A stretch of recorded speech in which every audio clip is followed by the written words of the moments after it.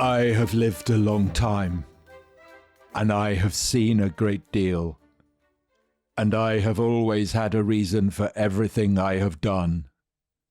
Every act of my life has had an object in view, and no man can say that I have neglected facts or failed to think. I am one of the last chiefs of the independent Sioux Nation, and the place I hold among my people was held by my ancestors before me. If I had no place in the world, I would not be here, and the fact of my existence entitles me to exercise any influence I possess. I am satisfied that I was brought into this life for a purpose. Otherwise, why am I here? This land belongs to us, for the Great Spirit gave it to us when he put us here. We were free to come and go and to live in our own way. But white men, who belong to another land, have come upon us and are forcing us to live according to their ideas. That is an injustice. We have never dreamed of making white men live as we live. What would you do if your home was attacked? You would stand up like a brave man and defend it. That is our story. I have spoken. So that, Dominic, was Sitting Bull again, who introduced the last episode. And I think that my resonant bull-like voice very powerfully conveyed. You do think that, do you? That's nice. Yes. That you think it. Don't you think? I felt there was a little bit of Gordon Brown in that, Tom. Well, he also is a kind of slightly ponderous but impressive person. Yeah. Anyway, that was Sitting Bull, and he was giving an interview to a Canadian journalist called James Creelman in 1882, which is 6 years after the Little Bighorn. And is that when he is actually still in Canada? Because he goes to Canada. Yes, he does go to Canada. He does indeed. He was being held in a place called Fort Randall at the time. And what hangs over that whole interview is, I mean, this is just Creelman's account of it, right? So, of course, is Creelman is that actually what Sitting Bull said? Is Creelman embellishing it for his readers who expect Sitting Bull to say slightly ponderous, semi-spiritual things of that kind, or is Sitting Bull? Did Sitting Bull say it? And is Sitting Bull consciously playing a part? As of course he goes on. I mean, he literally goes on to play a part, doesn't he? Because he appears in Buffalo Bill's touring show. Well, Dominic, I mean, we know he didn't actually say that because he didn't speak much English. So apparently the phrases of English that he spoke were hello, you bet, and cedar boo. Cedar boo? A Sitting Bull. Oh, right. Okay. You bet. And how makti, which apparently was either how much or how are you. Okay. Or can I borrow a match? There was kind of just... Hold on. They're very different things. Can I borrow a match and how are you? Well, there was disagreement among people who knew phrase him. adequately expresses both of those thoughts, I think. And also he was very keen on shaking hands. Was he? That's nice. So we've never done a history of the handshake. Of course, Donald Trump and Emmanuel Macron had that incredibly long handshake, didn't they? When neither of them would let go. So Sitting Bull might have enjoyed that. I think he probably would. I mean, I'm not sure whether he went around kind of crunching the hands of people. Although he might have done because because the thing about Sitting Bull, he's simultaneously kind of very charming. Mm. People really like him. Great. He's great fun, isn't he? He's good humoured. But I mean, he's also simultaneously terrifying. Yes, he is. I agree. I mean, he fights and he does the whole killing and mutilating stuff as well. Personally, Tom, I find him more congenial than Crazy Horse. But you don't really know about Crazy Horse. Well, I never like a loner. I don't like an eccentric. And Crazy Horse he didn't turn up to meetings, went off on his own, didn't wear enough clothes. He saw himself as a little bit different, whereas Sitting Bull is more conventional, I would say. He conforms to stereotype more than Crazy Horse does, and I like that. I don't think he's conforming to stereotype. I think he's upholding the customs of his people. Yeah, well, that's what I like. That's what I like. I like a traditionalist. Fair enough. So we should perhaps get back to the story. Well, so I mean, just to remind listeners, we have we've got this extra episode because Dominic. I mean, this has never happened before. No, never. You've gone the full Dan Carlin, and what was meant to be 4 episodes is spiraling out There are of two control. poles at the end. There's a spectrum, isn't there? You've got Dan Carlin at one end and actually another Dan at the other, Dan Snow. And we've moved from the Snow. Well, we're definitely moving from Dan Snow to Dan Carlin. Listen, that's too much inside baseball. We should talk about history. So last time we talked, didn't we, about Native Americans generally, about how this is a world of shifting alliances, of people constantly moving around, of war, and it's also a changing one. So it's not a timeless traditional world, but it's a culture transformed by the horse and by guns and so on and so forth. We talked about the Plains Indians, in particular the Lakota, who'd moved from Minnesota, sort of southwest towards Montana, Wyoming, and so on, and moved from woodland people to kind of plains people, and how they are feeling under tremendous pressure from mass migration, from the migration of American settlers westwards towards Oregon, California, and so on the trails. And so that is what Sitting Bull is talking about. Exactly. And railroads. I mean, railroads, which mean the death of the bison culture on which they have come to rely. And so last time we said this comes to a bit of a peak in the mid-1860s. The Lakota think they've done brilliantly because they've finally seen off the Crows and taken the Powder River country, which they're very keen on. Scalped them with their long, big, bear grease pomaded hair. Exactly. The Crows were there. Yes. There's another theme in this, isn't there, about hair products as well as handshaking. Which I wasn't anticipating when we began. So the Crows have let themselves down with their pomades. I don't think so. I approve. I think they spent too much time on that, Tom, and not enough on military tactics, and that's what's... No, because they got wiped out by disease. Well, that's true too. And that's the difference with the Lakota, Which, of course, they didn't, because the Lakota are more nomadic, and they've been inoculated by missionaries. So, Red Cloud had got all this. He's the big man in the Lakota world, although not, they're not a top-down kind of polity. And so he was outraged by the Bozeman Trail, Tom, which is your favourite trail. You're on record as saying that, aren't you? Yeah, it's a top trail. So Red Cloud is the political leader, and actually Crazy Horse is the great military tactician.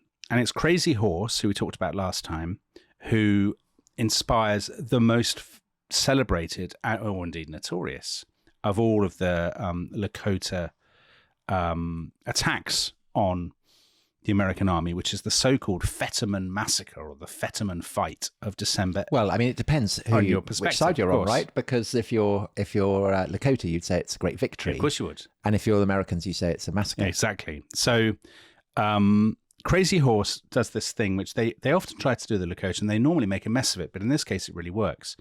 They basically entice a group of American soldiers led by this chap, Captain William Fetterman. There's about 80 of them. Out of Fort Kearney. They decoy them out, and then they ambush them. And there are, I think, 81 of the Americans, and every single one of them is killed. They are horrendously kind of mutilated afterwards, or so it seems to the people who find the bodies. Of course, as we talked about last time, the Lakota argument is this means they won't be able to get us in the afterlife. Well, they will. I mean, they'll be in the afterlife, but they'll be kind of shuffling around without any eyes, and so their testicles on rocks and their arms falling off. Precisely. So they'll be less. So it's kind of the living dead. They'll be much less effective. But Dominic, you know what? Of course, what this reminds me, as someone who's read British imperial history, I mean, this is a kind of very familiar episode from, the Annals of Kipling or something, isn't it?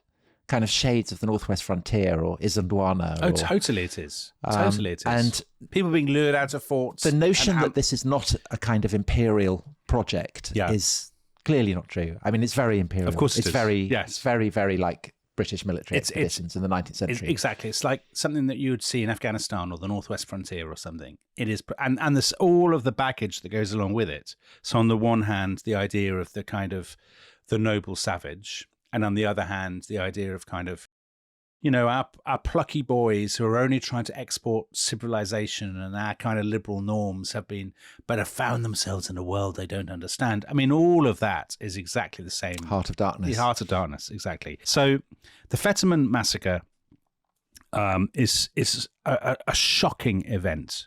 It's just over a year after the Civil War. East Coast opinion is horrified by it. But the interesting thing is that unlike Little Bighorn, it doesn't provoke massive American reprisals. So it has two or three interesting repercussions. Number one, everybody knows that Crazy Horse is responsible, and it's this fight, this ambush, that enshrines him in the American imagination as the supreme warlord of the... So one of the reasons, surely, why it doesn't impact on American public consciousness in the way that Bighorn does is that the defeated person is not as glamorous and exciting and charismatic as Custer. Yeah, Captain But it's Fetterman. interesting that the Lakota commander, Crazy Horse, does have that element of charisma. And so he does imprint himself on the popular imagination. So there does seem to be a kind of quite a strong element that these engagements, their profile depends on the stature of the commanders. I think that's fair, and I think it depends when they happen as well. This is happening in the middle of, the US is in the throes of Reconstruction, so all the attention is on the old Confederacy and what's happening there. But in 1876, at Little Bighorn, it's the nation's birthday, and they want a nice birthday present. They're defeated the Lakota, and when it turns out the other way around, it becomes such a resonant story. And as you say, it is Custer as well. It's Custer who's already a celebrity. Exactly right. Secondly, I think a really important thing, up to this point, although the Lakota Sioux did have a kind of mystique with their headdresses and all that stuff, they weren't seen, I think, as uniquely terrifying, dangerous, or formidable. And so I think it elevates them, as one historian says, into the most powerful and intransigent enemy on the plains. And people say this themselves internally. So General Sherman writes to Ulysses S. Grant a few weeks, I think, or a few days after the Fetterman massacre, and he says, "We must act with vindictive earnestness against the Sioux, even to their extermination, men, women, and children." In other words, people are thirsting for revenge. Well, I mean, that's literally a genocidal mission genocidal statement. And actually that language of extermination, we can perhaps talk about that a little bit later. I mean, how much they really mean that, or how much they're just throwing around the word in a kind of... Well, I mean, Sherman is a great one for scorched earth. He loves it. Vindictive earnestness, isn't he? Yes, he is indeed. But the really interesting thing is that actually the American reaction to this is to close the Bozeman Trail and to close the forts, to say, fine, you win. We'll go back home. Now, that might seem an extraordinary thing to do. The reason they do it, of course, is partly because they are fixated on reconstruct. The army, which has been cut the whole time, cannot do two things at once. It cannot enforce order in the former Confederate South and the former slave South, against paramilitary violence and all these kinds of things. And that is obviously the priority. And that is the priority. And it can't fight the Lakota at the same time. So they say, sod the Lakota, just let's, put a lid on this, close the trail and all that. And secondly, I think the interesting thing is that American attitudes to the natives are always much more complicated and nuanced than we think. So the trend now is to say, well, the whole Conquest of the West was a genocidal project. Everybody hated the Indians, irredeemably racist, all of this stuff. And of course, there is an element of truth in that. But, for example, in the aftermath of the Fetterman Fight, Congress has an investigation under Senator James Doolittle, and he says, well, the big problem here is not the Lakota. It's what he calls the aggressions of lawless whites. So Custer says about, Custer is very, very aware of the fact that there is a lot of public sympathy in the United States for the Lakota. And he kind of, East Coast liberals, it's kind of that talk. Yeah. They don't know what they're talking about. They're at a distance. They haven't seen people with their eyeballs gouged out, that kind of thing. But that sort of tension, that political argument is there. There are always some people on the East Coast who say, this whole business is absolutely terrible. The poor Lakota, even at this point, I think there are people who say the earth is weeping. Let us commune with the spirits and all that stuff. The paleontologist I mentioned yesterday, Charles Othniel Marsh, who is one of he's with Cope. They're the two rival paleontologists who are digging up dinosaurs, sending them back, attacking each other. I mean, he is unbelievably sympathetic to the Lakota. He feels deep shame as an American for what is happening. And I suppose because he is going out there as someone who's not a prospector, not a soldier, not someone who is trying to take things, because the Lakota don't mind if he digs up a diplodocus or whatever. And he then, as I said, he becomes a big partisan of Red Cloud's in Washington, a big friend. And Tom, the interesting thing is, isn't that your parallel with the sort of the European empires yet again? Because at the heyday of the British Empire, there are people who go out to India or whatever and are accused of going native, of championing the locals over their own country, all of that, and who become very conflicted about the imperial project. I mean, it's the same thing. Actually, President Andrew Johnson, who is always seen as one of the worst presidents in American history because of his role in Reconstruction, he's seen as this sort of terrible racist, he sets up a peace commission. And when that reports in 1868, it's actually really worth dwelling on this. The conclusion of the Peace Commission is, and I quote, "If the lands of the white man are taken, civilization justifies him in resisting the invader. Civilization does more than this. It brands him a coward and a slave if he submits to the wrong.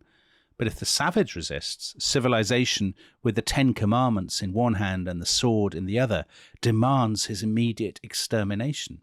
And the argument of the Peace Commission is not, well, therefore we should just let them get on with it and not expand. They do believe in manifest destiny, as all of these people do, but they say, listen, we should be more straight with the Plains Indians. We should actually listen to them. We should be more sensitive. All of this sort of stuff that actually now, from the perspective of 2020, whatever year we're in, 2024, you sort of think, well, there's a lot of truth in that, isn't there? I mean, they're never going to stop going.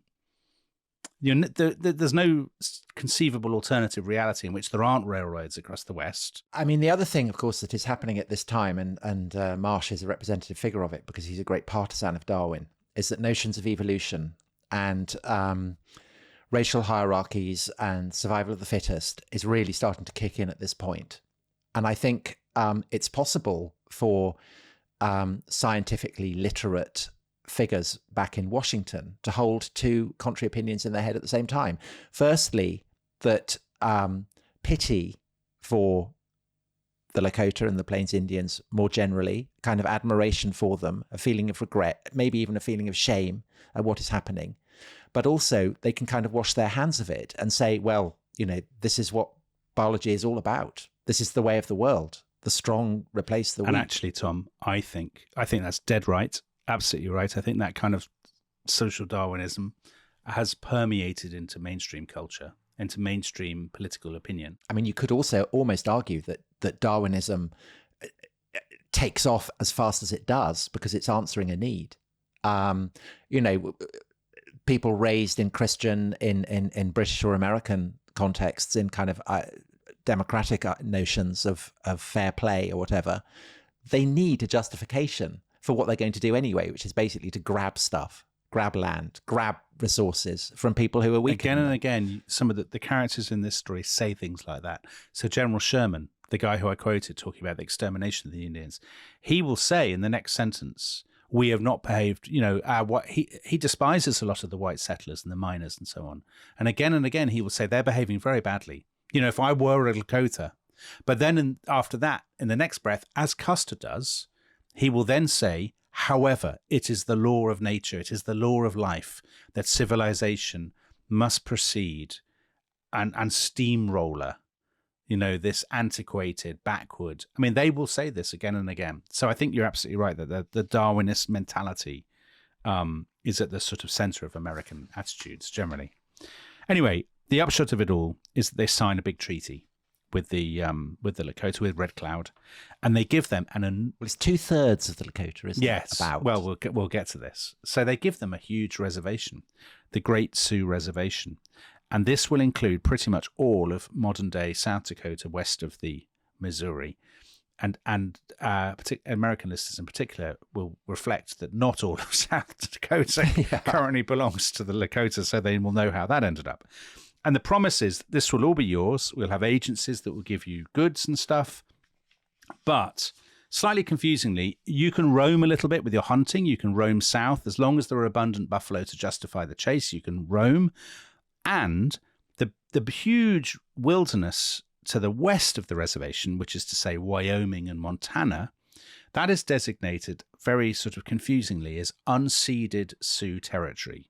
So it's kind of yours, but white people can settle there if they get your permission, and the army can go in and do things. Again, they'll ask you first. So It's deliberately a very grey area. But actually, you know, at first, they sign the treaty, and at first, Red Cloud is very cross. He says, you're not obeying the treaty. And he actually makes a trip to Washington. And everybody is very impressed with him. They say, what a tremendous fellow he is. He says to... So this is when all the photos are taken, Exactly. of him in top hats and things. And he actually goes to meet Ulysses S. Grant. And he says, you're not honouring the treaty. You know, you're not keeping settlers out of the Black Hills and the Bighorn Mountains. And Grant actually says to him, fair enough. You know, you're obviously an impressive bloke. We haven't delivered. And so Red Cloud goes back and he says, well, brilliant. We've got, you know, I've gone to see the Great Father in Washington and all is good. And actually most of the Lakota follow he's a war hero, Red Cloud. So people say, you know what, he knows what he's talking about. And actually we have to accommodate to reality. We'll go on the reservation. We'll get all the food and supplies. He manages to persuade most of the Lakota and a large number of Cheyenne and Arapaho, their usual kind of allies. Let's go on to this into South Dakota. Let us, you know, fine. It's not ideal, but there's no point fighting reality. However, as you say, Tom, there are people who don't follow him, aren't there? And they are particular groups. So the Hunkpapas, the Sans Arcs, the Blackfeet, the Two Kettles, the Miniconjus, some of the Oglalas under Crazy Horse. Crazy Horse is like, no way am I going into a reservation. That's not my thing at all. Because, of course, he hates any sense of being confined, doesn't he, Crazy Horse? He's the man who walks alone. He's wild as the wind. Yeah, wild as the wind, Tom. Very nice. Yeah. And the guy who really says, no way, is the man you so beautifully voiced at the beginning of this episode and the last episode, and that is Sitting Bull. So I guess for us, the idea of a Sitting Bull, it implies a kind of stationary quality, doesn't it? Yeah, it does. But a bull presumably is referring to the buffalo. Yes. And the buffalo is the most sacred animal absolutely. on the plains. And it's a creature of immense power. It is. And I mean, you would not want to face And he's a buffalo. very impressive person. I think he's a very impressive person, Sitting Bull. So as far as we know, he's probably born in 1831. He's a Hunkpapa. So his father is called Returns Again. Odd name. But apparently this is because his father went out to fight some people once and they all were going home. And his father said, I'm going back for more, actually. I love this. There's more of them left. So he went and people called him Returns Again. You know, he couldn't get him off the battlefild. And his mother is called Her Holy Door. And Returns Again is quite an impressive guy. He's a kind of head man of a lodge, which means he's got a group. He's not a chief, but he's got a group of, you know, several dozens, maybe even 100 people, extended family. Returns Again has... So he's the rising gentry. Yeah. He's a prosperous yeoman farmer, Tom. Yes. That's what he is. He's the middling sort. He's kind of Sandbrook. Right, thanks. Sandbrook's person. Right. He's middle... He's middle Sioux. Middle Sioux. Right. Okay. So he's a healer.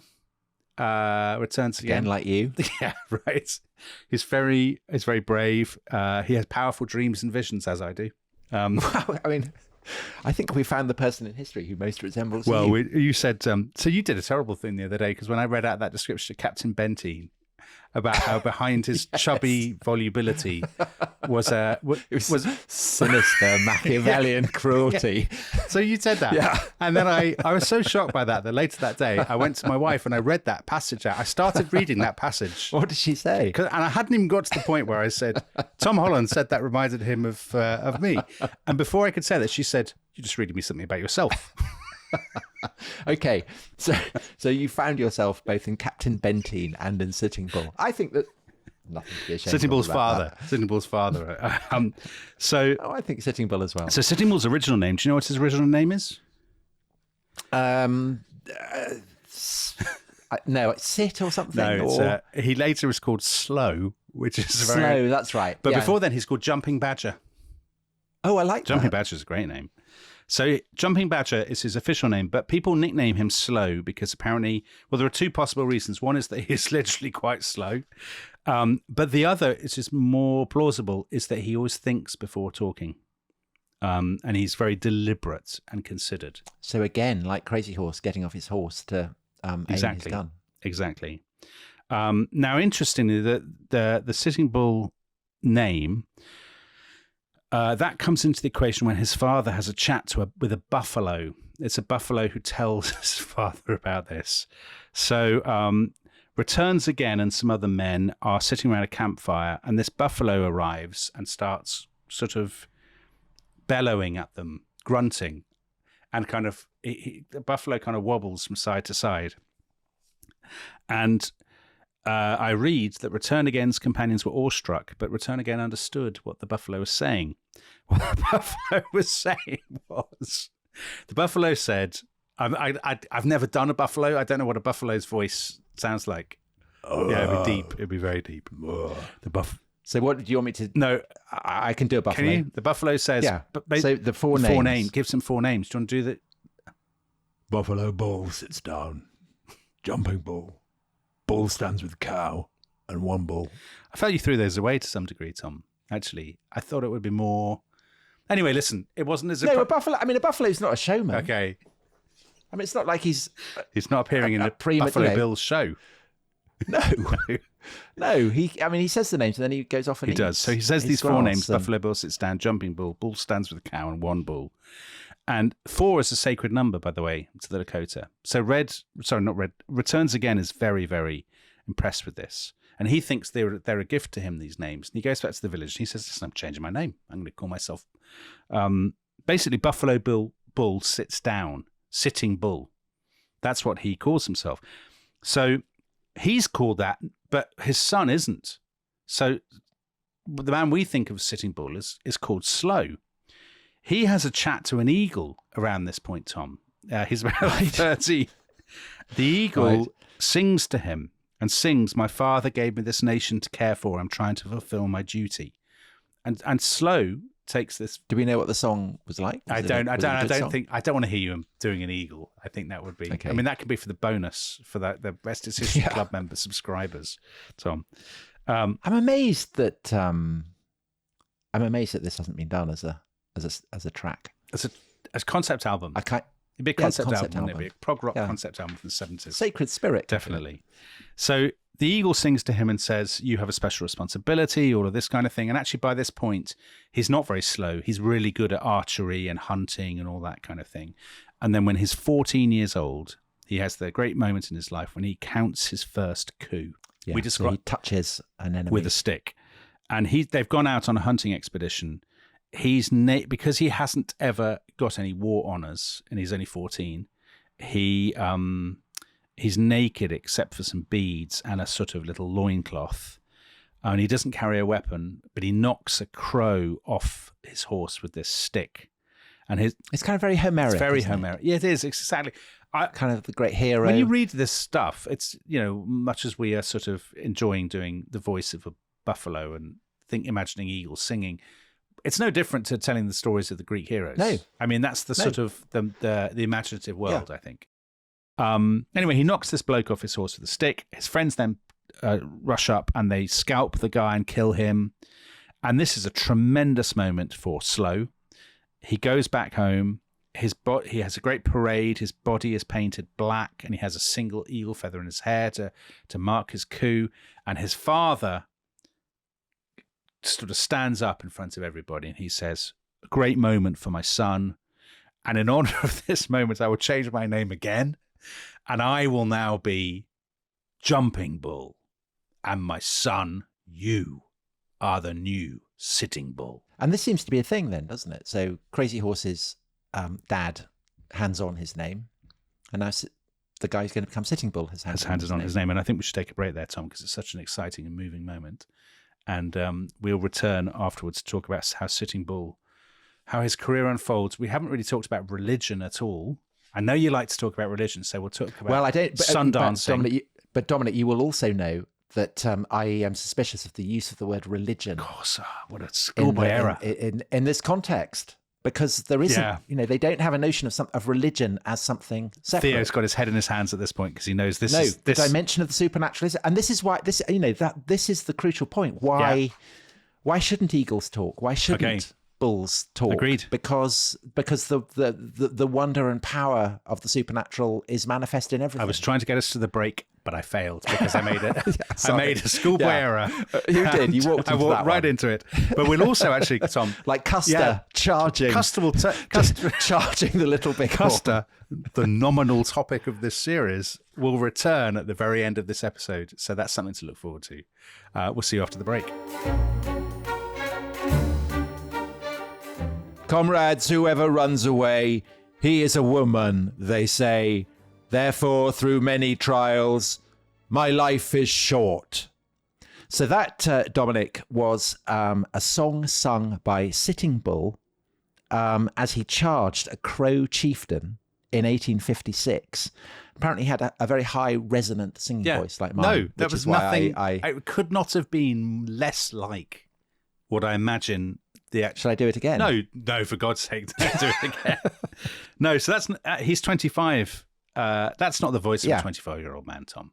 And this is a kind of this is a highly significant moment in his Sitting Bull's career, isn't it? Because we were talking about the Homeric quality of his life before the break, and this is kind of Achilles against Hector. It is. It's a standoff between two mighty warriors on rival sides, and everybody else has stood back to watch it. The Crow drops to one knee, and he's got a rifle. He fires. The bullet goes through the shield that Sitting Bull is holding, and goes into his left foot. Rather oddly, it must have been quite a bad shot, I think. Yeah. And it goes in at his toe and goes out his heel. Yeah. So again, kind of very Achilles. And now Sitting Bull turns, aims his rifle, fires. The Crow chief tumbles to his ground. Sitting Bull takes out his knife. Obviously, he's got a bullet through his foot, so he's got to limp. He takes his knife, raises it over his fallen opponent, plunges it into the heart. Yeah. Thrilling stuff. It is exciting stuff. Makes Sitting Bull a great hero. He gets all kinds of war honours. And actually, the song, the idea of him singing the song, so that reminds me of like the Norse sagas or something. Mm-hmm. In the Icelandic sagas, people are always sort of... kind of skaldic verse. They are, aren't they? They're like, he raised his axe, smoked the other guy's head, and so he there are sang Viking as he chieftains. did so. Yeah. There are Viking chieftains who are famous for their ability to do this and to sing and celebrate their own victories. Yeah. And this is clearly what Sitting Bull is and doing. I think that's thinking about this as, I mean, this is the weird thing about this whole story, that this world that is feels very reminiscent of Homeric epic or Norse epic is taking place in the same, in the same arena as there are railroads and, the Astor family and Custer and all of these things that are from the world of modernity. I mean, that's what makes the story so rich and so fascinating, isn't it? And we know that, I think also the fact that Custer is the kind of intersection point between those two worlds. That I mean, he is cast as a kind of knight errant from medieval chivalry, and Sitting Bull is cast as a Homeric or Norse warrior, and so this is part of the dynamic of the story that makes it so interesting to people back in the 19th century, but also, let's be honest, to us. Yes, of course, absolutely, yeah, I completely agree. So, anyway, Sitting Bull by the 1860s, by his sort of 20s, 30s, he's a big man. He is a very celebrated warrior. He has a great buffalo kind of horned headdress with feathers to show that he has won all these victories and killed all these chiefs and things. We talked before, when we were talking about the Dog Soldiers and the Cheyenne, we were talking about how they had these kind of warrior fraternities. He's in loads of them, and he's an officer of loads of these fraternities, which is a real achievement. And actually, although they don't really have a kind of formal political structure, they have an informal one. He's very high in it. He's a man that everybody... And it's prestige-based. It is prestige-based.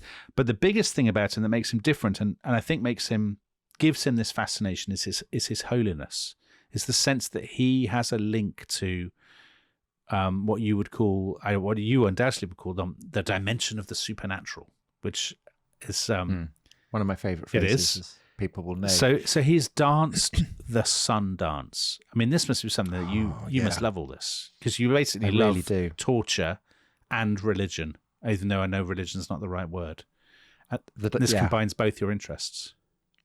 Yes. So there's the Sundance is a kind of big thing. It provides an opportunity to directly see into the dimension of the supernatural, to be given visions of the future, to be given advice for what you should do that derives from the gods, from the spirits that lie beyond the realm of the human. The big god is Wakantanka. That's right, isn't it? He is the kind of great father, or the great, though I'm probably the great mystery. The great mystery, yeah. So the sense he's great spirit, the great mystery. Yeah. I mean, God, I don't know. I'm not on top at all of Lakota, but Dominic, you as the master of tongues, presumably you would be alert to that. Very alert to the nuances. The sense of mystery, but also spirit is an important part of what's being tapped into. I think it is, and I think there's more sort of less anthropomorphic than European, than the kind of mythology that we associate with Greece or it's not all sort of people stealing each other's wives and wooden horses or all of that kind of business. It's more mysterious than that, isn't it? The world of it's shamanistic. I guess would be the word that anthropologists would use. I mean, probably anthropologists are now suspicious of the word shamanistic. But the idea that you put yourself through excruciating austerities and physical pain, and open yourself up to visions that you wouldn't otherwise have. So we were talking about medicine yesterday, that you either have medicine or you don't. And Sitting Bull definitely does. And there seem to be kind of two ways that that are associated with the Sundance. So one, which Sitting Bull does shortly before the Battle of the Little Bighorn, is that you give flesh. So Sitting Bull will have someone take out 50 kind of gobbets of flesh from each of his arms. They're often described as the size of the head of a match. So they're quite small, but somebody will basically go at your arm with an awl, and they will rip out 50 bits of flesh as an offering to the gods. But the Sundance itself, I mean, it sounds to me as an absolute wuss, even worse. Much worse. So, yeah.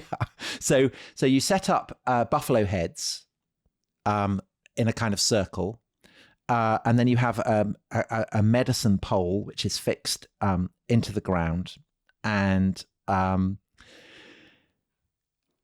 is it? You have a pole, don't you? So yeah, you have this big pole. Actually, medicine pole. It is called a medicine pole, but as we said last time, the language of medicine is very unhelpful. Yeah, it's not. It's not a kind of thing you get at the NHS. This huge pole. Everyone assembles. The whole thing. There's a big feast. Sort of. It's like kind of religious festival. So lots of people have assembled. They've been drinking and they've been dancing and they've been having fun and stuff. But now it's very solemn, and they watch while you step forward and whoever else is going to do the Sundance. And a holy man basically he pierces your skin around your nipples. Well, it goes under the muscles, and he puts a sort of skewer through it, a wooden skewer. And then he ties leather thongs to this skewer. And those are then tied to a rope. And the rope... A lariat, I believe. Right. Technical word. The rope is tied to the pole. And it's tightened so that you have to stand on your feet. So and horrible. There are kind of various... And I mean, that's the basic package, but you can have worse ones, which will obviously raise your prestige because they're much more painful. So you might have sticks that get pushed through the cheeks of the dancer, just beneath the eyes, or you might have them under they go through the back muscles, which are obviously very dense. So, I mean, that would be completely excruciating. So essentially you get kind of hooked up by these, and you then get given a whistle, and you have to blow on the whistle, and then you have to dance. I bet they will be. And you have to dance drumming for and hours, stuff, won't they? While you're dancing. But you have to dance for hours and hours and hours, and you have to lift your face to the sun. And while you're doing it, you're kind of giving away various stuff. So you might give away a weapon or a pony or something like that. Again, those who are going to the limits, those who've got the sticks through their muscles or whatever, they will give everything away. So there are even warriors who give away their sisters, which must have been a bit grim for the sister, I guess. And the thing is that if you fail the test, so if you don't measure up, if you think you can do it and it proves you can't, you faint, or you just say, "Oh God, this hurts too much, I'm stopping," then you lose your status as a warrior. You're given a woman's dress and you are set to picking berries or doing the washing up or whatever. Honest, I mean, I can see why you might choose that voluntarily. You know, it's a good way to get into the berry picking business. I mean, it sounds horrendous. So you basically, the point of the dance is to try and break free from the hooks, isn't it? To try and eventually you will break some of the. I think it's to have a vision. Yeah. Oh, of course. If you don't have the vision, you'll have the vision through pain. That's the point. Correct. But if you just faint and you don't have the vision, useless. No good. That's no good. good. No good. Then you're off. I mean, it is weird. On the other hand, I suppose I think it's really worth stressing that to us in 2024, as kind of people living in a fairly secular country, it seems extremely unsettling. But is it any more weird and unsettling than so many other religious rituals? I mean, think about the self-mortification in Christianity. Or people going off into the desert and taking drugs and having visions that way. People want vision. People taking acid. Yeah, absolutely. So Sitting Bull does this, doesn't he? And nobody doubts that he is a very holy man, that he has enormous endurance. He will have, and he will show off all of the scars, his scars on his chest, he has scars on his back, he has scars on his arms, that are testament to his courage in various sun dances and similar kind of religious rituals. And he's a large man. Yeah, he's a big man.